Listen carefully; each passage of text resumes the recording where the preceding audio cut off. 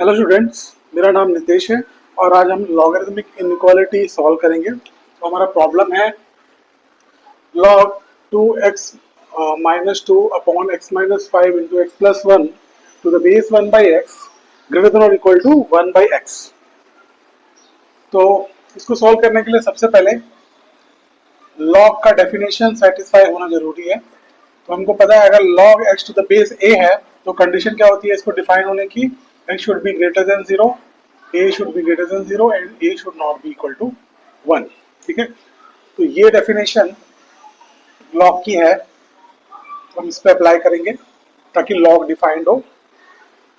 तो बेस यहाँ पे क्या है 1 by x, तो 1 by x should be greater than 0, this implies x should be greater than 0 और 1 by x should not be equal to 1, this implies x should not be equal to 1। ठीक है, ये तो बेस के लिए apply कर दिया। अब नेक्स्ट हमको जो अंदर लिखा है लॉग के अंदर ये x है, तो x should be greater than 0। यहाँ पे क्या है लॉग के अंदर क्या लिखा हुआ है, ये पूरा एल्जेब्रिक एक्सप्रेशन, तो ये हमको ग्रेटर देन 0 करना है। तो पूरा इस पार्ट को ग्रेटर देन 0 करना है, तो ये हो जाएगा 2x minus 2 upon x minus 5 x plus 1 should be greater than 0। अब जैसा कि लग रहा है ये लीनियर एक्सप्रेशन है, ठीक है, हम इसमें डायरेक्टली वेवी कर्व लगा सकते हैं। तो हम वेवी कर्व मेथड लगा देते हैं इसमें।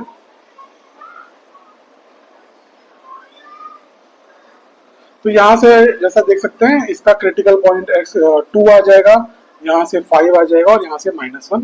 इसको हमने वेवी कर्व अप्लाई किया तो यहाँ पे 5, यहाँ पे 2 और यहाँ पे -1।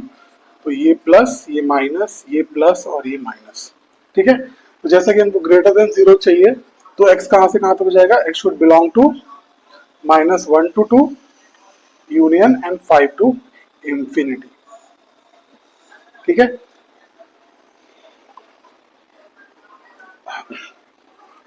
तो अभी के लिए ये हमारा पार्ट है। ठीक है, अब हम इनइक्वालिटी सॉल्व करेंगे।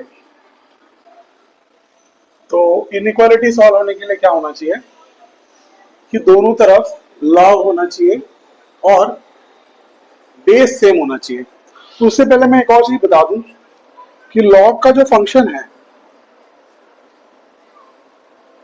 ये दो केसेस में अलग अलग तरीके से बिहेव करता है, दो डिफरेंट केसेस में अलग अलग तरीके से बिहेव करेगा। तो एक केस है अगर a is greater than 0 and less than 1, तो ये एक डिक्रीजिंग फंक्शन होगा जो कि ऐसे बनेगा। ठीक है, 1 0 पे कट करेगा। ये लॉग का तब ग्राफ है जब a इज बिटवीन 0 एंड 1।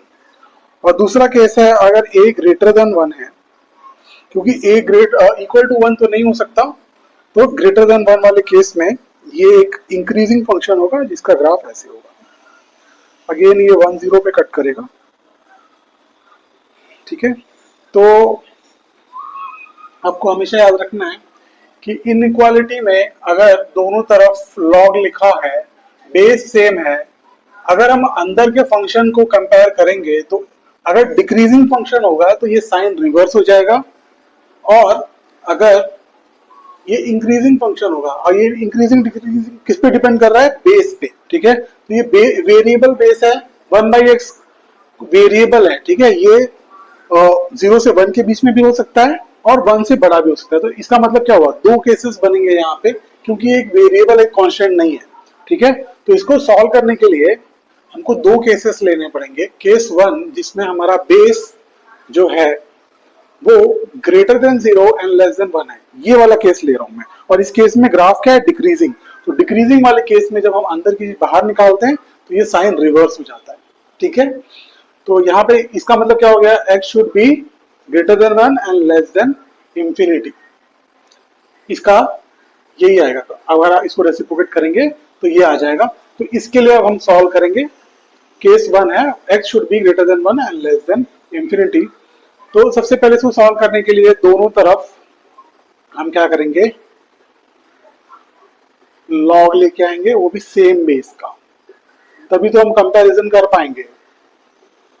ठीक है, तो यहाँ से ग्रेटर देन इक्वल टू, अब मैं इसको ऐसे लिख सकता हूँ log 1/x बेस में है और 1/x ऐसे। अब इसका क्या वैल्यू होता है 1, तो वही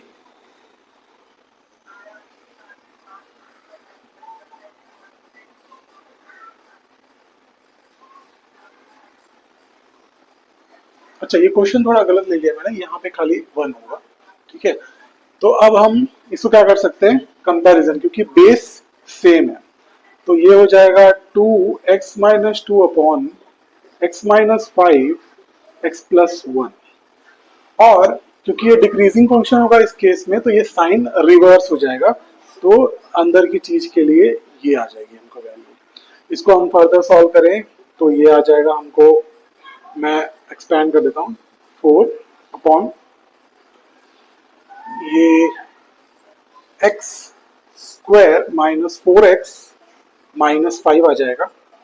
ठीक है, और इसको हम लेफ्ट हैंड साइड ले जाएंगे क्योंकि हमको वेवी का मेथड लगाना है। ठीक है, तो अब इसको और सिंप्लीफाई कर लेंगे तो ये आ जाएगा नेक्स्ट हमको, यहाँ से आ रहा हूँ मैं, तो ये बन जाएगा 2x² माइनस 4x, एलसीएम ले रहा हूँ मैं, और minus x² plus 4x plus 5।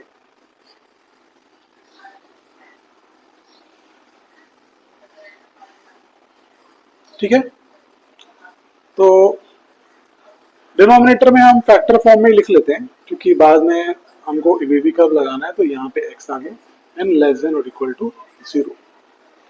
ठीक है, तो इसको नेक्स्ट सॉल्व करेंगे तो 4x कट गया और ये ऊपर आ जाएगा हमको खाली x² plus 5 upon x-5 x+1 into x less than और इक्वल टू 0। अब देखिए इसमें वेवी कर्व इसलिए लगा सकते हैं, ये वाला पार्ट हमेशा पॉजिटिव होगा तो इसको हम इग्नोर करेंगे। यहाँ से हमको क्रिटिकल पॉइंट 5 आया, यहाँ से -1 और यहाँ से 0। अब इसको हम ड्रॉ कर लेंगे तो ये आ जाएगा 5, 0 और -1। ठीक है, तो वेवी कर्व लगाने के लिए यहाँ पे प्लस, यहाँ पे माइनस, प्लस माइनस, तो कौन सा वाला पार्ट लेना है हमको, लेस देन और इक्वल टू 0। अब देखिए इक्वल टू की तो बात हो ही नहीं सकती क्योंकि डिनोमिनेटर में है, तो हमको ओपन ही रखना पड़ेगा। तो x बिलोंग्स टू कहां से कहां तक आ जाएगा, नेगेटिव वाला है, तो हम ले लेंगे -∞ टू -1 यूनियन 0 टू 5। ठीक है, अब ये तो हमको यहां से आया, लेकिन हमने कंडीशन केस क्या माना था कि x should be greater than 1 and less than infinity. तो दोनों का जब इंटरसेक्शन लेंगे केस के हिसाब से, तो फाइनली जो x आएगा x बिलोंग्स टू 1 टू 5 आ गया। तो यहां से तो हमको ये मिला। अब केस 2 ले लेते हैं। केस 2 में इजीली सॉल्व हो जाएगा क्योंकि खाली क्या होने वाला है, ये साइन रिवर्स हो जाने वाला है बस। क्योंकि यहां से आप देखिए, अगर ये हम केस ले रहे हैं, दूसरा केस जो है हमारा वो 1/x should be greater than 1 and less than infinity, तो ये हमको आ जाएगा x should be greater than 0 less than 1। तो ये वाला केस है, और इस केस में हम तो इंक्रीजिंग फंक्शन है, तो यहां से क्या हो जाएगा, जब यहां से आप अंदर की चीज बाहर निकालोगे तो ये साइन रिवर्स नहीं होगा क्योंकि इंक्रीजिंग फंक्शन के लिए साइन सेम ही रहता है। तो हम डायरेक्टली यहाँ पे आ जाते हैं कि हमको ये पार्ट आएगा, बट क्या होगा, साइन यहाँ पे डिफरेंट होगा, बस इसका अपोजिट होगा क्योंकि साइन यहाँ से चेंज नहीं हुआ होगा। तो ये आ जाएगा x² plus 5 upon x-5 x+1 x greater than और इक्वल टू 0। अब यही बनेगा, लेकिन हमको क्या लेना है, खाली पॉजिटिव वाला पार्ट लेना है। तो यहां से क्या आ जाएगा, x belongs to -1 to 0 union 5 to infinity. अब केस से अगर आप इंटरसेक्शन लेंगे तो आप देखेंगे कोई भी पार्ट इसमें कॉमन ही नहीं है, तो इसका मतलब इसका नल सोल्यूशन आएगा।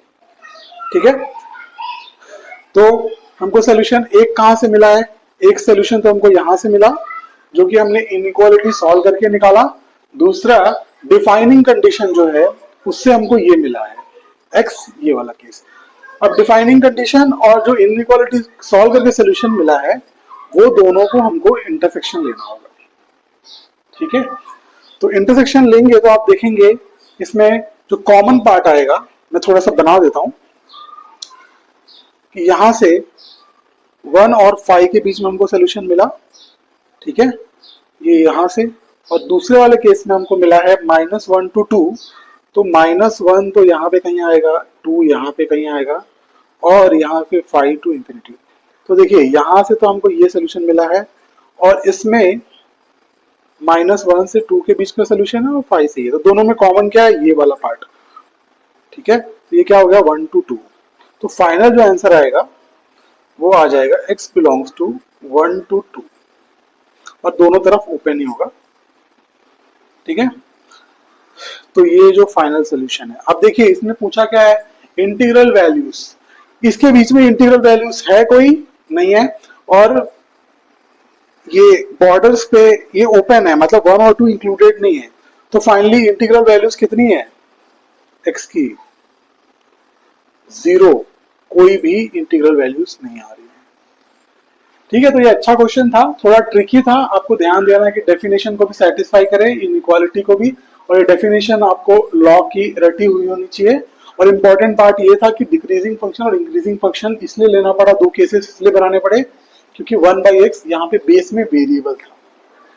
ठीक है, तो आप ये क्वेश्चन खुद से सॉल्व करें और देखें आपसे होता है कि नहीं।